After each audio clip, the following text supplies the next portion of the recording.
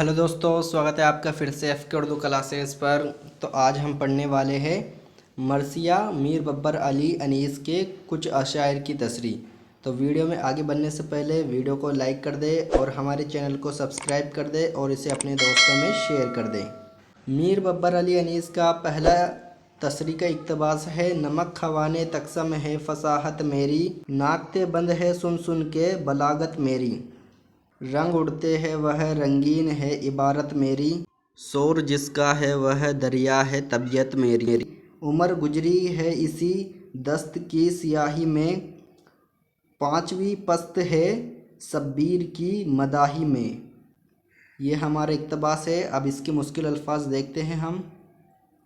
खवान यानी होता है दस्तर खवान, दस्त यानी होता है जंगल, सियाही यानी होता है घूमना फिरना, नाकते यानी होता है बोलने की ताकत, पस्त यानी होता है नस्ल, मदाही यानी होता है तारीफ़।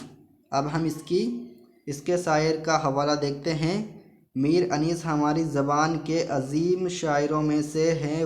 इनके कलाम में फसाहत व बलागत की तमाम खूबियाँ पाई जाती है। इसके अलावा इनकी शायरी में अमीज़रनी, जज्बात निगारी, शरीयत निगारी, सनालिया व बदालिया का इस्तेमाल भी मिलता है। अनीस ने अपने मरसियों के ज़रिए अखलाकी दावत भी दी है। हम अब इसकी तसरीह देखते हैं। ये बंद अनीस के मरसिए नमक खवाने तकसम से माखूज है और ये बंद मरसिया के जुज चेहरा से लिया गया है। यानी कि ये इसमें मरसिया में चलता है चेहरा सराफा रुखसत आमद रज़ रजम शहादत बीन। मरसिया के ये क्या है, अज्जाए तरकीब है, तो ये चेहरा से लिया गया है। इस बंद में अनीस ने अपने कलाम की फसाहत और बलागत की तारीफ़ बयान करते हुए कह रहे हैं कि खुदा ने मुझको ज़बान दानी में महारत अता की है। यानी कि मुझे बोलने में और लिखने में महारत हासिल की है खुदा ने। वह बालकल ऐसे हैं जैसे दस्तरख़वान पर नमक की अहमियत होती है कि उसके बगैर खाने का जायका नहीं होता। इसी तरह मेरी फसाहत व बलागत के बगैर अदब का मज़ा नहीं है, क्योंकि हमने अपनी ज़िंदगियाँ इसी मैदान मरसिया में गुजारी है, इसलिए हमको मरसिया कहने में महारत हासिल हुई है। मरसिया गोई और इमाम हुसैन की तारीफ़ में यह हमारी पांचवी नस्ल है। यानी कि यह अपने बारे में बता रहा है। यानी कि मीर अनीस अपने बारे में बता रहे हैं और अपने बारे में अपनी खूबियाँ बता रहे हैं और अपने बुज़ुर्गों के बारे में बता रहे हैं कि मरसिया लिखने में हमारी यह पांचवी नस्ल है। अब इसका तज़्ज़िया पढ़ते हैं हम। यानी कि तज़्ज़िया यानी होता है विशेष। ये मरसिया मज़दस के फॉर्म में लिखा गया है। यानी कि मज़दस के फॉर्म में लिखा गया है। और दूसरा नंबर का पॉइंट है हमारा, इसके अलावा फसाहत और बलागत इस बंद में अहम खसूसियत है। अनीस ने अल्फाजों का इंतखाब और उनकी तरतीब का पूरा ख्याल रखा है। तीसरा नंबर है हमारा, सादगी और सलासत इस बंद में नुमाया है। और हमारा दूसरा नंबर का इक़्तिबास आता है, ठंडी ठंडी वह हवाए वह बयाबा वह सजर, दम बेदम झूमते थे वजद के आलिम में सजर। औस ने फर्श जमर्द पर बिछाए थे घर, लूटी जाती थी लहकते हुए सब्जे पर नजर। दस्त से झूम के जब बादे सबा आती थी, साफ गनीचों के चटकने की सदा आती थी। अब हम इसके मुश्किल अल्फाज देखेंगे। यह हमारा इक़्तिबास था। अब इसके मुश्किल अल्फाज है, जमर्द यानी होता है हरे रंग का पत्थर, वजद यानी होता है बेखुदी, और दस्त यानी होता है जंगल, दम बदम यानी होता है बराबर लगातार। तसरीह इसकी, ये बंद अनीस के मरसिया नमक खवाने तकसम से लिया गया है। इस बंद में अनीस मैदान जंग में सुबह का मंजर बयान करते हुए कह रहे हैं कि सुबह के ठंडे वक्त में हर तरफ ठंडे हवा चल रही थी और इसी आम बेखुदी की वजह से तमाम दरख्त हवा से झूम रहे थे। इसी کے ساتھ ساتھ رات بھر جب شبنم گرے تو اس کے قطرے سبزے پر ہر طرف موتیوں کے ماند بکھرے پڑے تھے، اور یہ نظارہ شاعر کو اتنا حسین لگ رہا تھا کہ گویا زمرد ایک قیمتی پتھر ہرے رنگ کا موتیوں کو کسی نے بکھیر دیا ہو۔ اس خوبصورت منظر کو دیکھ کر نظر ادھر سے ہٹ نہیں رہی تھی، اور بیاباں سے جو ہوا آ رہی تھی اس کی وجہ سے کلیوں کے چٹکنے کی آواز بھی سنائی دے رہی تھی۔ یعنی کہ اس میں شاعر نے جنگ کے صبح کے منظر کے بارے میں بتایا ہے کہ ٹھنڈی ہوا چل رہی تھی اور جو اوس کی بوندیں سبزوں پہ گری ہوئی تھی وہ موتیوں کے ماند چمک رہی تھی، ہرے رنگ کے موتی کی طرح چمک رہی تھی، اور یہ خوبصورت نظارہ ہر طرف دکھ رہا تھا ادھر، اور ہوا ٹھنڈی ٹھنڈی چل رہی تھی۔ اس کے بارے میں اس اقتباس میں شاعر نے بتایا ہے۔ تو تجزیہ دیکھتے ہیں ہم اس کا وشیش۔ یہ بند مزدس کے فارم میں ہے۔ اس کے علاوہ انیس نے صبح کا منظر اتنی خوبصورتی کے ساتھ بیان کیا ہے کہ پورا نظارہ آنکھوں کے سامنے آ جاتا ہے۔ یعنی کہ اس میں ابھی میں نے بتایا وہی بات ہے کہ صبح کے منظر کے بارے میں بتایا گیا ہے، جو خوبصورت نظارہ ہے وہ اس اقتباس میں بیان کیا گیا ہے۔ انیس نے اپنے کلام کو دلکش بنانے کے لیے ثنالیہ و بدالیہ کا بھی استعمال کیا ہے۔ اس بند میں ہری گھاس کو زمرد سے استعارہ دیا ہے۔ انیس نے الفاظ کا انتخاب اور ان کی ترتیب کی طرف پوری توجہ دی ہے۔ تیسرا نمبر کا اقتباس ہے ہمارا۔ کیا جوانے خوش اعتبار تھے سبحان اللہ، کیا رفیقانے وفادار تھے سبحان اللہ، سفرد و غازی و جرار تھے سبحان اللہ، جن و فرزند سے فرقت ہوئی مشکن چھڑا، مگر احمد کے نواسے کا نہ دامن چھڑا۔ اس کے مشکل الفاظ دیکھتے ہیں ہم۔ خوش اعتبار یعنی ہوتا ہے اچھے طور طریقے، سفرد یعنی ہوتا ہے بہادر، رفیقان وفادار یعنی ہوتا ہے وفادار دوست، غازی یعنی ہوتا ہے بہادر۔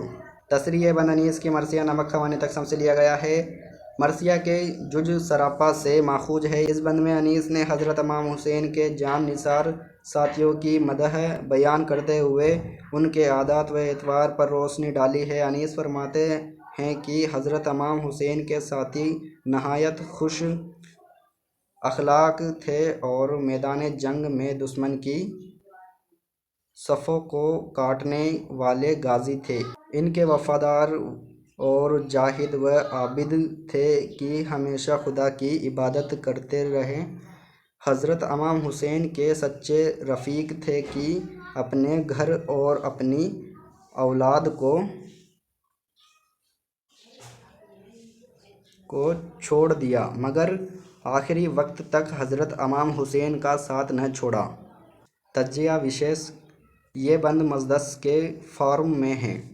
الفاظ کی ترتیب اور ان کے انتخاب سے بند کی اہم خصوصیت ہے سادگی اور سلاست۔ انیس کے کلام کی اہم خصوصیت ہے جو اس کے بند میں بھی موجود ہے۔ اس کے علاوہ انیس نے بند کے ذریعہ اخلاق کی تعلیم دی ہے کہ حضرت امام حسین کے جانسار ساتھی ایسے تھے کہ انہوں نے اپنے گھر کو چھوڑ دیا مگر آخر دم تک امام حسین کے ساتھ رہے۔ جذبات نگاری اس بند میں پورے طور پر نمایاں ہے۔ حضرت امام حسین کے رفیقوں کے جذبات جو حضرت امام حسین کے لیے تھے ان کی بہترین عکاسی انیس نے پیش کی ہے۔ چوتھا نمبر کا اقتباس ہے ہمارا۔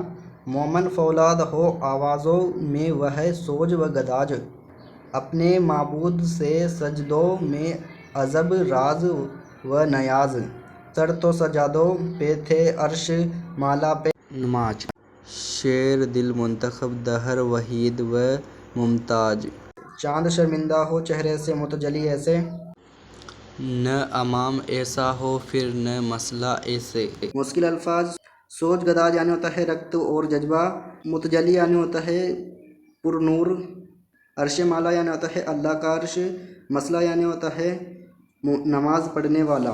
تصریح یہ بند انیس کے مرثیہ نمک خوانے تقسیم سے لیا گیا ہے۔ اس بند میں انیس نے حضرت امام حسین کے ساتھیوں کے جذبے اور شوق عبادت کے بارے میں کہا ہے کہ ان کی پرسوج آوازوں سے سخت چیزیں لوہا بھی موم ہو جاتا ہے۔ وہ خدا سے بڑے شوق سے دعا کرتے ہیں کہ نماز میں اتنی گہرائی ہے کہ وہ سیدھے خدا کی حضور سرما رہا ہے، ایسے عبادت گزار اس کے بعد پیدا نہیں ہو سکتے۔ یعنی کہ اس میں نماز کے بارے میں، عبادت کے بارے میں بتایا ہے، اور اس کا تجزیہ یعنی وشیش دیکھتے ہیں ہم۔ یہ بند مزدست کے فارم میں ہیں۔ انیس نے اپنے کلام کو دلکش بنانے کے لیے صناعیہ و بدالیہ کا بہترین انتخاب کیا ہے۔ اس مثال کے طور پر حضرت امام حسین کے ساتھیوں کے چیزوں کو چاند سے بھی زیادہ خوبصورت بتایا ہے۔ اس کے علاوہ جذبات کی بہترین عکاسی اس بند کی اہم خصوصیت ہے۔ 5واں نمبر کا اقتباس ہے ہمارا: بس انیس آگے نہ لکھ، زینب ناساد کے بین قتل ہو جانے پہ بھی دھوپ تھی اور لاش حسین، قبر میں بھی نہ ملا احمد مختار کو چین، گھر جلا قید ہوئی آل رسول السکین، کتنے گھر سعد کے مر جانے سے برباد ہوئے، لٹ گئے یوں کی نہ سادات پھر آباد ہوئے۔ مشکل الفاظ: ناساد یعنی ہوتا ہے غمزدہ۔ تصریح: یہ بند انیس کے مرثیہ نمک خوان تقسیم سے لیا گیا ہے اور یہ بند مرثیہ کے جزء بین سے لیا گیا ہے۔ حضرت حسین کی شہادت کے بعد انیس غمزدہ حضرت زینب کے حالات بیان کرتے ہوئے کہہ رہے ہیں کہ اب غمزدہ زینب کے رونے کا بیان نہ کرو، کیونکہ شہادت کے بعد بھی حضرت امام حسین کی لاش دھوپ میں تھی، اور اس حالت کو دیکھ کر احمد مختار نبی کریم صلی اللہ علیہ وسلم کو بھی قبر میں سکون نہ ملا، کیونکہ آل رسول امام حسین کی شہادت کے بعد قید ہو گئے تھے۔ مختصراً یہ کہ امام کی شہادت کے بعد سے گھر برباد ہو گئے اور آل حضرت اس کے بعد پھر دوبارہ آباد نہ ہو سکے۔ تو اس میں حضرت زینب کے بارے میں بتایا ہے۔ جب حضرت امام حسین کی شہادت ہو جاتی ہے اس کے بارے میں حضرت زینب کا جو رونے دھونے کے بارے میں اس میں بیان کیا گیا ہے۔ تو آپ کو یہ ویڈیو کیسی لگی؟ ویڈیو اچھی لگی ہو تو اسے لائک کریں اور ہمارے چینل کو سبسکرائب کریں اور اسے اپنے دوستوں میں شیئر کریں۔